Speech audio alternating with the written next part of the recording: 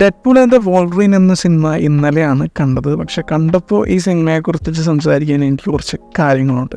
And ഈ വീഡിയോയിൽ സ്പോയിലേഴ്സും ഉണ്ട്, അപ്പോൾ അതൊന്ന് ശ്രദ്ധിക്കുക. So let's get started. എനിക്ക് ഈ സിനിമയെക്കുറിച്ചിട്ട് തോന്നിയത് എന്താണെന്ന് വെച്ചാൽ, നൊസ്റ്റാൾജിയ സെല്ലിങ് ശ്രമിച്ചപ്പോൾ അത് വർക്കൗട്ട് ആവാതെ അവിടെ ഇവിടെ ആയിട്ട് ചുമ്മാ ചിരിക്കാം എന്നല്ലാണ്ട് കാര്യമായൊരു എൻ്റർടൈൻമെൻറ്റ് തരാത്ത സിനിമയായിട്ടാണ് ഡെഡ്പൂൾ ആൻഡ് ദ വോൾവറിൻ എനിക്ക് തോന്നിയത്.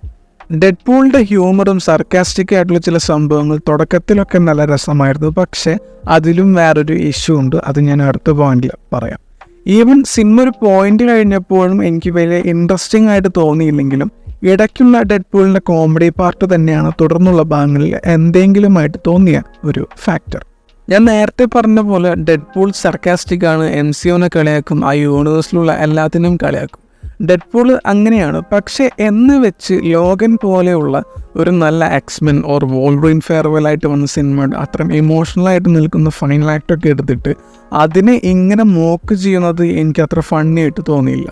ലോഗൻ്റെ സ്കെൽറ്റനൊക്കെ എടുത്തിട്ടുള്ള ആ സീക്വൻസ് ഒക്കെ ലോഗൻ സിനിമയോടും ഫോക്സ് സ്റ്റുഡിയോസിനോടും ചെയ്യുന്നൊരു നല്ല ഇൻസൾട്ടായിട്ടാണ് എനിക്ക് തോന്നിയത്. അതുപോലെ ക്രിസ് എവൻസിനെയും ഹ്യൂമൻ ടോർച്ചായിട്ട് കൊണ്ടുപോകുന്ന ഒരു കോമഡി പീസാക്കിയിട്ട് ചിത്രീകരിച്ചിട്ടുണ്ട്. അതും എനിക്ക് തീരെ ഇഷ്ടമായില്ല. സ്പൂഫും മോക്കറിയും തമ്മിൽ നല്ല ഡിഫറൻസ് ഉണ്ട്. ഒരു സിനിമ എടുത്ത് അതിൽ തമാശ കലർത്തിയിട്ടുള്ള പ്രസൻറ്റേഷൻ ആണെങ്കിൽ പ്രശ്നമില്ല, അതാണ് സ്പൂഫ്. പക്ഷേ ഇവിടെ വളരെ എക്സാഗ്രേറ്റ് ആയിട്ടാണ് ചെയ്യുന്നത്, അതൊരു മോക്കറിയായിട്ട് മാറുന്നുണ്ട്. മറ്റു ഡെഡ്പൂൾ സിനിമകളിൽ എല്ലാം നല്ല എൻ്റർടൈനറായിട്ട് വരുമ്പോൾ ഡെഡ്പൂൾ ആൻഡ് ദ വോൾവറിൻ ആ സ്റ്റാൻഡേർഡിലോട്ട് വരാത്തൊരു സിനിമയായിട്ടാണ് തോന്നിയത്. മേൽപ്പറഞ്ഞ പ്രശ്നങ്ങൾ കൂടാതെ സ്ക്രീൻ പ്ലേ വലിയ പഞ്ചില്ല എന്നുള്ളത് മറ്റൊരു പ്രശ്നമാണ്. തുടക്കത്തിൽ എഴുത്തിൻ്റെ പോരായ്മ വല്ലാതെ എക്സ്പോസ് ആവാതിരുന്നതിൻ്റെ കാരണമായിട്ട് തോന്നിയത് ഡെഡ്പൂളിനെ കൊണ്ട് ചിരിപ്പിക്കാൻ പറ്റുന്നുണ്ട് എന്നുള്ളൊരു ഫാക്ടർ കൊണ്ടാണ്. അതായിരുന്നു ആദ്യ ഭാഗത്ത് ഈ സിനിമയെ ക്യാരി ചെയ്ത് കൊണ്ടുപോയൊരു ഫാക്ടർ. പിന്നീട് അത് സിനിമയ്ക്കൊരു ഇൻഫ്ലുവൻസ് ആയിട്ട് വരാതെ നിൽക്കുമ്പോൾ കോൺസെപ്റ്റിൻ്റെ പ്രസൻറ്റേഷൻ കാര്യമായിട്ട് സിനിമയിൽ വർക്കായിട്ടില്ല എന്ന് അറിയുന്നുണ്ട്. അപ്പോഴത്തേക്കും സിനിമ ഡള്ളായി. നോ വേ ഹോം ഒരു ഫാൻ സർവീസ് സിനിമയ്ക്ക് ഉപരി എനിക്ക് വേറെ ഒന്നും തോന്നിയിട്ടില്ല. പക്ഷേ ഈ നൊസ്റ്റാൾജിയ സെല്ലിങ് ആ സിനിമയിൽ നന്നായിട്ട് വർക്കായിട്ടുണ്ട്. റഷ്ഡ് സ്ക്രീൻ റൈറ്റിംഗ് ആണ് സിനിമയ്ക്കുള്ളത് എന്നതൊക്കെ ആക്സെപ്റ്റബിൾ ആണെങ്കിലും സ്പൈഡർമാൻ ക്യാരക്ടേഴ്സിനോട് ക്യാരി ചെയ്യുന്ന ഇമോഷനും എല്ലാം കൊണ്ടും അറ്റ്ലീസ്റ്റ് അതിലെങ്കിലും ആ സിനിമ സീരിയസ്നെസ് കാണിച്ചിട്ടുണ്ട്. ഇവിടെ വരുമ്പോഴേക്കും അവിയൽ പരുവമായിട്ട് ഫോക്സ് സ്റ്റുഡിയോസ് ചെയ്ത മാർവൽ സിനിമകളിലെ ക്യാരക്ടേഴ്സിന് കൊണ്ടുവന്ന് പ്രത്യേകിച്ച് ഒന്നും തോന്നാത്ത വിധത്തിൽ പ്ലേസ് ചെയ്ത് വെച്ചിട്ടുണ്ട്.